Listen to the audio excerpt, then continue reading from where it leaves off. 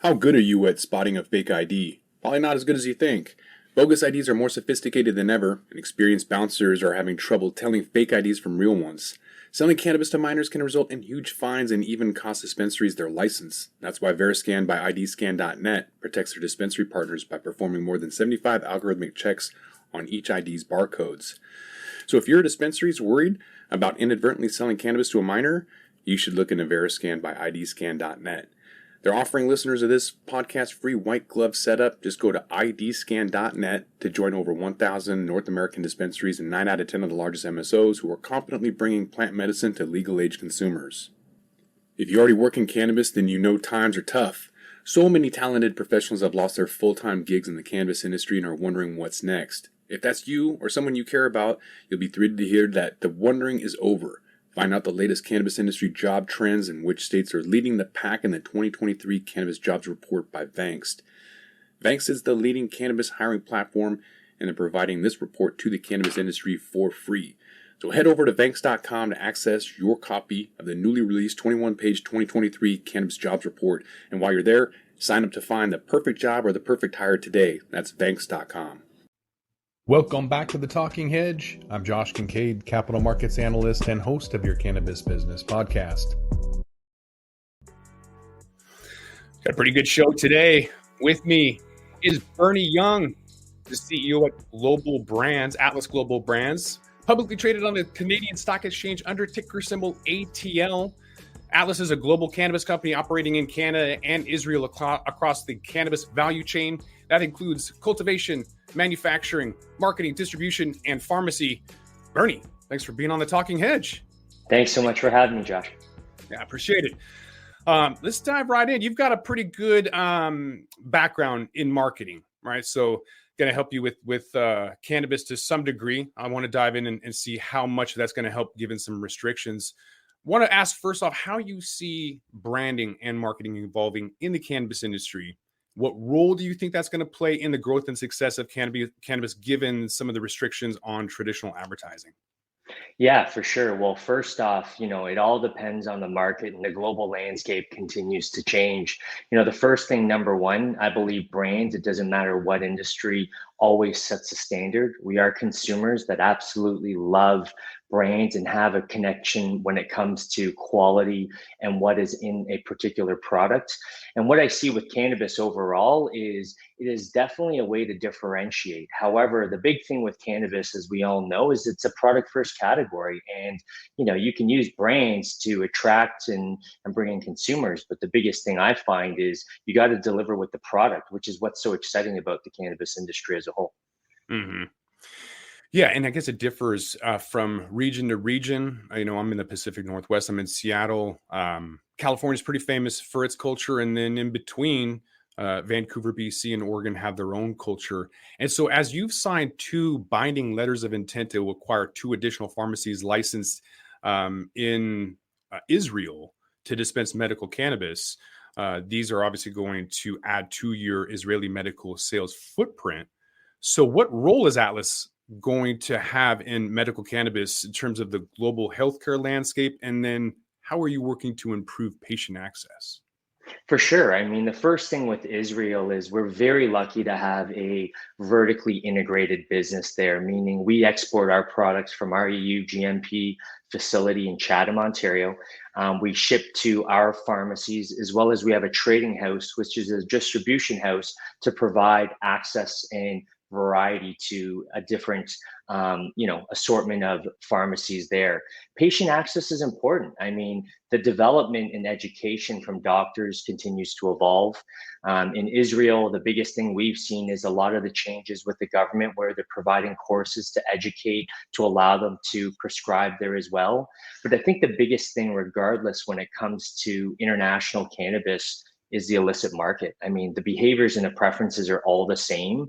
Consumers look to smoke cannabis or use oils to aid pain and anxiety. So there's a lot of that education front, but truthfully speaking, there's a big conversion of those consumers, and the trust of the products will take time as the markets open up in both medical and recreational markets. Mm-hmm. Yeah, I would imagine even with that black market, there's a lot of arbitrage opportunities in there. We'll get into some pricing down the line here, but that'll definitely get squashed with global legalization. That'll be interesting to see how that plays out. As you guys are kind of expanding, you guys have announced enhanced brand and SKU, like you'd mentioned. With that approach to product development and branding, what's going to set you guys apart from other cannabis in the market, not just now, but in the future? For sure. I mean, at the end of the day, the biggest thing that I believe is, it all starts with the genetics, right? And ultimately, well, how do we have and do our R&D and really develop the best products to bring to the marketplace? It all starts there. We're very lucky to have a phenomenal team.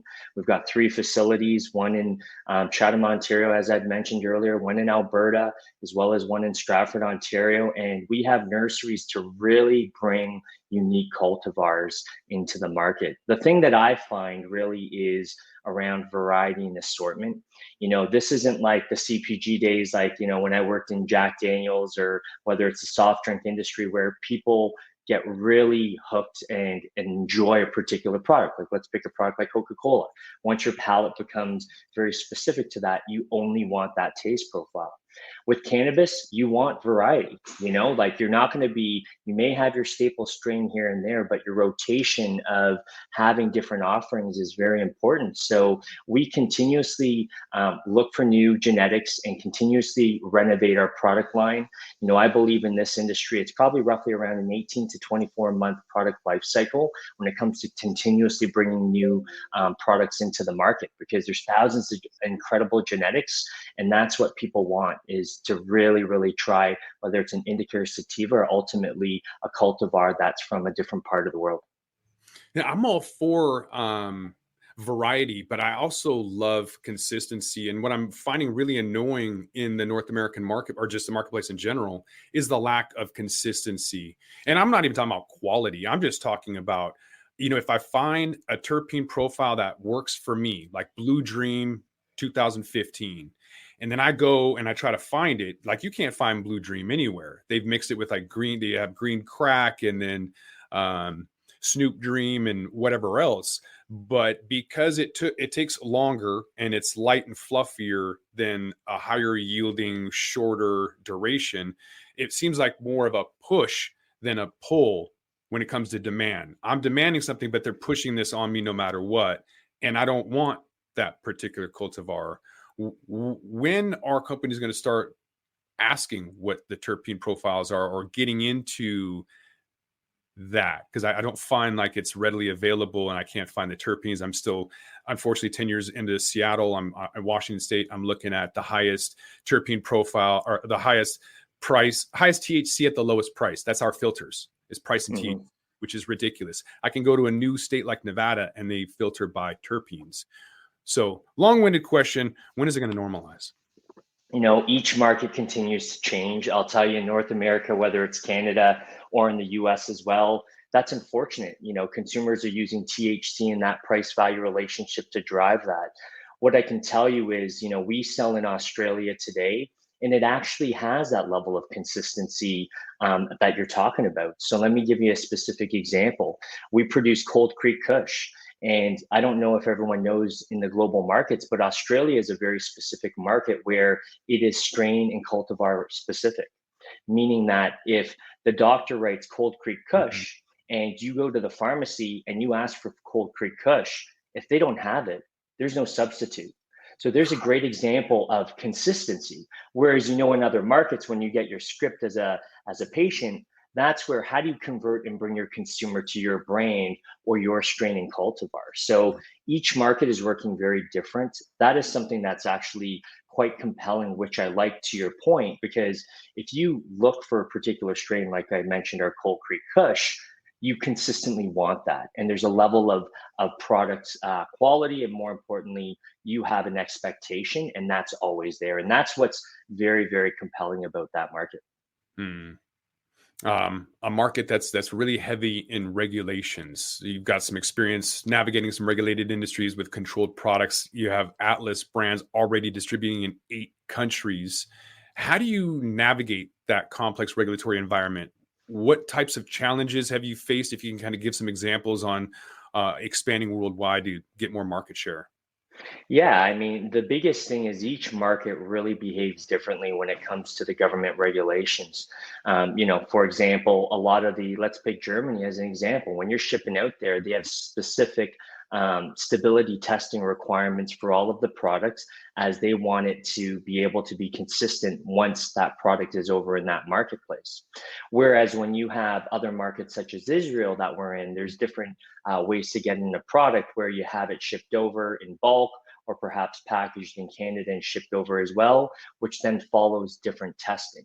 And then it comes down to anhydrous testing, which many people would probably know, and it's around that moisture level, making sure that that consistency is there. So really, you have to follow what are the requirements and the specifications set in those markets. We're lucky to have a fantastic regulatory and quality team that really focuses and does that homework proactively and is very collaborative with the government bodies and our distribution partners internationally as well. So that's really been advantageous for us. But again, to what you said earlier is you can ship products, here and there. But really, Atlas Global Brands is about having consistent quality product into the marketplace and building a distribution network so that on the other side, patients and our customers and the pharmacies have a level of expectation of what we're going to bring. And more importantly, the new offerings and the different types of patterns that we're going to do when it comes to adjusting to the preferences of what their patients or consumers want. So that's how we're really thinking about it strategically. Mm-hmm. Yeah, and I don't think a lot of people are looking at distribution strategically. They look at branding and they look at hype, hyperbole. But I really think that if more athletes and musicians and whoever is coming out with cannabis brands would look at the importance of distribution, because you can have the best product, and if it isn't distributed properly, no one's going to see it. And I really think that that's one of the crucial aspects of this industry and why it's important moving forward with the ability to advertise and sell online, or at least to have a marketplace, a digital business to business marketplace where you can cross borders, where genetics, you're talking about genetics and how important that's going to be. Individual states already think they have the fire. I interview people all the time, people in Maryland that are coming on board like, we have the fire, and I'm laughing because I'm like, you're a meme. You have no control over who, you're not vertically integrated, so you have no control over that. Bernie, do have vertical integration. You do have control over that. But there are some aspects that I kind of want to dive into and poke at. So I have a few questions about celebrity cannabis specifically. So let's dive into that. Snoop Dogg granted you guys at Atlas Global to use his name, likeness, and to sell cannabis products internationally.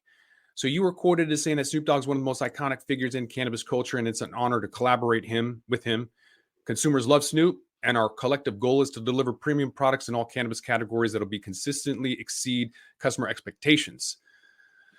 So question one, how does Atlas plan to differentiate their Snoop Dogg branded products from other celebrity branded products in the market? Yeah, I mean, celebrity brands, we've seen it over the years. The biggest thing is we are going to create a new brand in the marketplace as we kind of relaunch things. And there's very important specifications on that.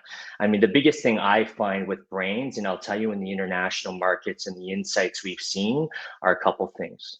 Number one, there is zero brand equity in international markets. So if you were to ever join me, and I would love to host you in Tel Aviv, Israel, if you were to walk into one of the dispensaries there, they look like recreational shops. Of course, you need your medical script to go in, but the behaviors and the preferences are different. So Josh, you and I walk to the pharmacist. We look at 5 different products. What do you choose between A, B, C, D, and E? Is one popcorn bud? Is one too dry? Is one meeting your expectations? Yes, you'll know the strain or cultivar, but what is going to meet your expectations? Then you see Snoop beside it, which again, I believe in price value relationship. You're not going to overprice and try to trick the consumer. I really don't believe that. The consumer speaks, you follow the insights and you do that. And the price value relationship of converting and having that price point where they will have an expectation that this is Snoop's product and a quality level that they're going to expect in the bag appeal, that's going to deliver. So I'm going to be able to, with Snoop and the new brands, be able to drive trial. But more importantly, it's the organization of Atlas Global Brands to confirm the bag appeal and the quality in the product itself to drive repeat purchase. And that's our strategy when you think about that full 360 circle of how we're going to bring consumers to our trademark and drive momentum and build and grow market share in the space. And it sounds very simple, and it is. You win consumers, and you convince them that you're worth their wallet and you're worth the money that they invest in your products. And that's how we're going to do it, consumer by consumer. I'm going to push back on that a little bit because I haven't seen it done in a decade. I haven't seen it successfully done. So I've got to ask you how specifically you're going to do that, because what I've seen is that people just slap their name on trash. And so I'm curious what his involvement is and how you're going to ensure that's going to happen. You've got celebrity brands that don't sell well at all. They don't even stand out from the crowd. From consumers like Jay-Z, Justin Bieber, Gwyneth Paltrow, Rosario Dawson, even Mike Tyson. He's got to do his little ear thing in order to get any kind of recognition or notoriety, and people still don't even care. It's going to be about price and convenience. Those are the two kind of standard things that people care about. Quality, consistency, all those other things are going to be expected, not appreciated. So the data and dispensary owners say celebrity brands don't stand out to consumers on a crowded dispensary shelf. Another notable example of a failed celebrity cannabis partnership is Drake and Canopy Growth. It almost would make sense with your ticker symbol ATL to partner with Big Boy and Andre 3000 of Outkast, like being an old school, rapping about ATL. I mean, Atlanta's got a ton of rappers coming out. So what made Atlas decide to partner with Snoop? Obviously he's a big name, but I feel like you're having to dig yourself out of a hole before you even start. You're like a turnaround company, essentially trying to turn this around, not turnaround company, but turnaround concept of celebrity cannabis, because it's never worked. So despite the potential drawbacks of celebrity branded cannabis products and how difficult it is, what is your process, and especially utilizing them in Canada where it's not legal? Yeah. So first off, from the comments that you made around some of the celebrities and the brands, I agree. I think in the beginning, when legalization happened, people thought, hey, I can slap a celebrity name on this and convince the consumer to buy it. The biggest analogy I always tend to use is Red Bull. Let's be honest, Josh, the product tastes like crap, but the marketing and positioning enabled, the consumer to overcome those taste barriers to actually want to drink the product because it gives you wings. In this case, you can't trick the consumer. You slap any brand celebrity on it. If it's garbage weed in the jar, they're never coming back. And you know what? I think a lot of people thought that was a fast way to build brands in the market, and they thought they can trick the consumer. The cannabis culture has been around for hundreds of years. Like, it's always been here. And so that culture and expectation is there. When you think about Canada and what we're going to do, there's a lot of specific brands that have done it very well. And you're right, product quality and expectation, that's table stakes. It really, really is. But at the same time, there's a way to be able to convince consumers all the way down to the way you process the product post-harvest. And we see it. And we have to drive high quality and low cost when it comes to efficiency operationally. But I'll be honest with you, Josh, and I've spoken very openly with everyone, is I have no problem slowing down the line and making sure we have in every single bag and jar the best quality product that's going to exceed the relationship. Consumers know when they pay, whether it's for value product, $5 a gram, $7, $8 a gram, there's an expectation of what it should look like and ultimately what their expectations are. We've been in the marketplace in Canada for 5+ years. With Snoop's new brand that we plan on launching, it's going to be very focused on not just the product, like we talked about, that expectation, but there's going to be the preferences, there's going to be the touch and feel. It's all of the 5 senses that we expect from consumer products. This is a consumer product game. However, we have to learn how to work within the regulations and be able to really, adjust to consumers' thought process and ultimately convince them that our products are worth what they are. Mm-hmm. Yeah, I feel like Cookies has done a good job convincing people And yet when I went in and I got a celebrity branded blunt, Gary Payton blunt, it was trash. It didn't smell like anything. It was smoked terribly. I paid $70 for it. Never go back. So even though Burner talks about genetics and fire and consistency, like that's what I was expecting when I bought this blunt, and it was like trash weed, like everything else that tends to be in the market. So I am obviously a little bit skeptical. And so is Roy Bingham. He's a BDS Analytics co-founder and CEO. When he said that brand awareness and brand loyalty are emerging among the cannabis consumer base, and celebrity brand status is less important to consumers than product attributes like price points, cannabinoid content, flavor. So I got to ask you, Bernie, with price point, cannabinoid content, and flavor being more important to consumers than celebrity status, coupled with the history of celebrity branded cannabis products that haven't sold well, what other strategies are you going to do to employ to ensure the success of Snoop Dogg branded products? When we think of, Canada's one market, but when we think about Atlas Global Brands, we are about the international market. So if we were to put the US and Canada aside for just a moment, and you think of Israel, you think of Australia, you think of Germany, the equity and the way the consumer shops and behaves in the dispensaries, it's still very, very new. And I think that is something that we need to be able to differentiate, number one. Number two, when it comes to the integration of our Israel division with the pharmacies, as well as bringing in limited time offer products, there's some key things we're going to do there. The biggest thing is, SKU productivity, bringing the best products and being able to utilize that to drive loyalty and traffic. Like, you got to think, Josh, as our vertically integrated group in Israel, yes, I'm a licensed producer shipping from Canada, but now I'm also a dispensary owner. And I'm also now a distributor when it comes to my trading house as well. So if you think about all of the aspects of how am I going to bring new customers and new patients to Atlas Global Brands in each one of our pieces, each one of them has a very different strategy when it comes to bringing them in.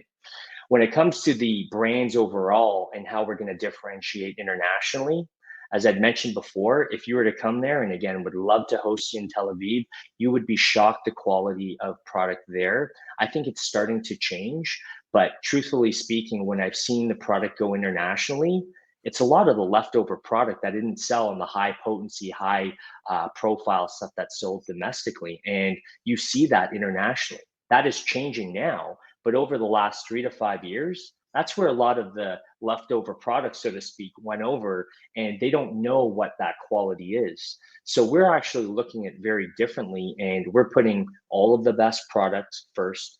We're utilizing the brand to drive trial because there's zero brand equity amongst all of the other brands there to drive that purchase intent and convince them on that first purchase to again buy again.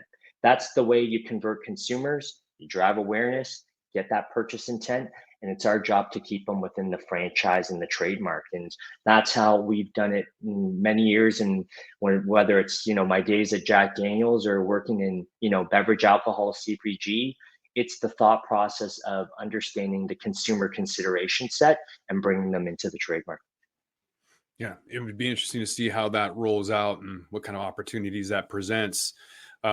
You had a recent opportunity at the beginning of this year, having gone public. So Atlas Global Brands started trading on the Canadian Stock Exchange under ticker symbol ATL back in January 2023, I believe. Mm-hmm. The interim CEO was quoted as saying that transitioning to the public markets was an important milestone for Atlas. It provides a platform for growth, ultimately to execute on their strategy and become a global cannabis leader. So at this point in time, having, a couple of months of being public, what are the benefits as well as challenges of transitioning to that public market? I definitely, there's a couple of big things. I think the first thing, number one, is being able to access the capital markets. That is the most important thing, to be able to share our story and ultimately differentiate itself to be able to move into the next chapter of cannabis. Let's be honest, Josh, you've seen this, and I've been in the space, since pre-legalization Canada, working both domestically and internationally. The markets are very, very difficult right now. Mm-hmm. But really at Atlas Global Brands, we're looking at this as the next chapter. It's a fresh sheet of paper. And now when we see everyone distracted and dealing with their legacy baggage in the marketplace. We're focused on how are we going to drive vertical integration in Israel to have consistency and predictability in that market. With the EU GMP regulations changing in Australia and other markets, how do we utilize our hub in that? You know, I laugh sometimes because we've heard EU GMP so many times, but the irony is there's less than a handful that actually have it, that can do it consistently, because many other licensed producers in Canada never followed through. So if you think about that, and now we are have a key competitive advantage when it comes to EU GMP, that's going to continue to funnel that side of things. So when you think about, going public, having a very compelling story, we are looking at going on the OTC as well, and looking at other opportunities to drive more liquidity as well as more awareness of our brand. I think we're going to have a very compelling global cannabis story that people are going to be excited about to hear, and most importantly, see how we perform over the upcoming quarters. Mm-hmm. Although it's not entirely fair, cannabis companies haven't really moved independently of the market. Their fundamentals haven't meant anything for a really long time. So I wouldn't expect individual stocks to move as they should yet. Unfortunately, it's kind of just the way that that segment is moving, which is too bad. But moving into trends, there's a lot of innovative technologies. When we were in the green room, we were talking about ChatGPT and AI and some of these things. And I'm wondering if there's any just technology in general. It seems like there hasn't been a lot of consumer products outside of maybe like dab vape technology, but the toker poker and little like gadgets and stuff like that doesn't even have to be like crazy technology, but it doesn't seem like there's been a lot of focus on the consumer end, more on the back end technology. But regardless of it's B2B or B2C, have you seen any technology or anything innovative that will maybe help with the cannabis industry in general, or something that you guys are going to be adapting? The biggest products I love in the cannabis industry when it comes to technology and 2.0 products is vape technology. It's come such a long way. And, more importantly, when it comes to converting the illicit market, the quality of the products that are continue to evolve and change, all the way from the heat settings and really being able to have consumers adapt when it comes to accessibility of new products is key. I'm seeing a lot of really unique designs, as well as different ways to actually enjoy the product and of course utilize that. When it comes to non-combustibles, we see a lot of the new technology focusing on onset, bioavailability, all of that. I think that continues to evolve. I would say with the technology and bridging different consumers into the space, minor cannabinoids, there's going to be a lot of different pieces that ultimately come together that are going to be disruptive in the marketplace. I've seen some excellent products that have THC and minor cannabinoids kind of isolating a certain, consumer segment and occasion, which evolves. So I think we'll continue to see technology both when it comes to, utilizing minor cannabinoids and ingestibles, all the way to vape technology and being able to have consistent dosing as that evolves. Because we've seen brands and products come into the marketplace, but it's going to take a little bit more time as that evolves. Mm-hmm. What about your plans to capitalize on that vertical integrated supply chain and continue to grow and expand your global footprint? What does that look like, and what does the future look like for you guys specifically? You guys are going internationally. You're going to keep doing that? Like, let us know what you're doing. Yeah, for sure. So, our biggest priority in the short term right now is continuing to integrate our division in Israel. So Atlas Global Brands is really around acquiring and looking for very accretive pharmacies in the business in that place. We've seen retail right across the board, and I've been part of it as well in both, all of the industries I've been in. And it's not about having the most outlets. It's about having the most productive and strategic locations that make the most sense into that space. So that's something that we are very thoughtful and strategic on when it comes to the international side. I'm a big believer, coming again from BevAlp, you can have great products, but you have to have assortment. So, wearing our distributor hat, we are partnering with other brands as we look to expand our assortment, because I've got to make sure I'm bringing great varieties and more importantly, great menu for our partners there. When we look at, across the different other markets, such as, the UK, Spain, Australia, Germany, we see the regulations slowing down there. We are looking really to find those partners to offer, our EU GMP product into the market and grow. We are looking at different ways to actually create and find ways to, shape the regulations and help work with them as well. But again, like I said earlier, each market is very different.